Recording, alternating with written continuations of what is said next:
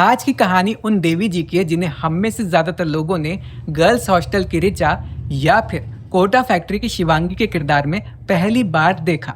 ऐसा हमें तब तक लगता था जब तक ये पता नहीं चला कि बचपन में जिस वासु के मुख से ओम गण गणपति नमः सुनकर उसे दोहराकर गणेशा को बुलाने का प्रयास किया करते थे, वो असल में एक लड़का नहीं बल्कि लड़की है, जिसका फिल्म के आखिर में क्रेडिट में नाम दिया गया है बेबी एहसास।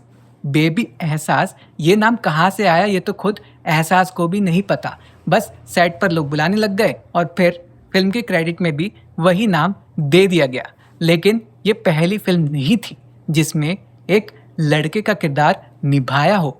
5 अगस्त 1999 को जन्मी एहसास चांदना ने 2004 में यानी 4 साल की उम्र में अपनी पहली फिल्म में काम किया था, जिसका नाम था वास्तुशास्त्र, और उसमें किरदार का नाम था रोहन। लेकिन ऐसे कितने ही माता पिता होंगे जो अपनी बच्ची को 4 साल की उम्र में फिल्मों में भेज दे, वो भी सिर्फ इसलिए कि बच्ची टीवी पर गब्बर सिंह को देखकर उसके डायलॉग्स दोहरा रही है और उसकी नकल कर रही है। ऐसा तब हो सकता है जब बच्ची की माताजी खुद ही एक अभिनेत्री हो।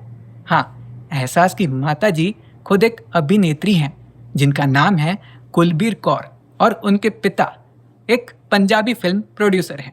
और जब पिता पंजाबी फिल्म प्रोड्यूसर हो और माताजी एक्ट्रेस, तो फैमिली फ्रेंड में कास्टिंग डायरेक्टर का होना कोई हैरानी वाली बात नहीं लगती।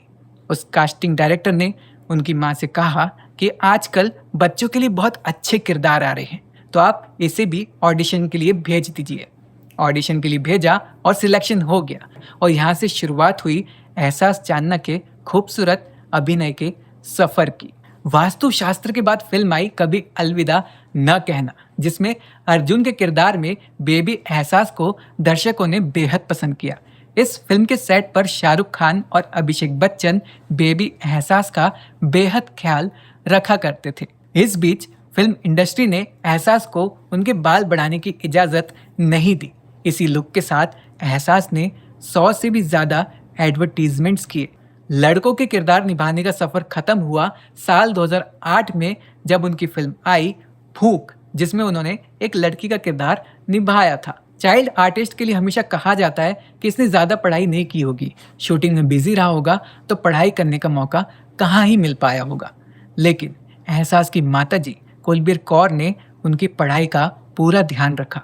यही वजह रही कि उन्होंने कभी डेली सोप्स में काम नहीं किया। उन्होंने कुछ सीरियल किए, लेकिन उनमें या तो उन्होंने कैमियो किया या फिर क्राइम पेट्रोल जैसे कुछ एपिसोड्स वाले सीरियल्स किए। और फिर उन्होंने अपनी ग्रेजुएशन मुंबई यूनिवर्सिटी से साइकोलॉजी में पूरी की, और उसके बाद शुरू हुआ डिजिटल दुनिया का बेहद कमाल का सफ़र, जिसमें एहसास ने कई सारी वेब सीरीज़ की, जिसमें वो कभी मिसमैच की वानी, तो कभी हाफ सीए में आर्ची के किरदार में सीए स्टूडेंट्स की मेहनत को लोगों के सामने बेहद अच्छे तरीके से पेश किया। अभी तो बहुत मुकाम हासिल करने हैं, बहुत मेहनत करनी है। एक सपना है कि किसी बॉलीवुड फिल्म में लीड एक्ट्रेस का किरदार निभाए। अगर आपको ऐसी और जानकारियाँ, फिल्मों और गानों के पीछे की कहानियाँ, ये सब जानने में इंटरेस्ट है, तो आप मेरे चैनल के साथ जुड़ सकते हैं। मैं कुणाल अले फिर मिलूंगा किसी और वीडियो के साथ।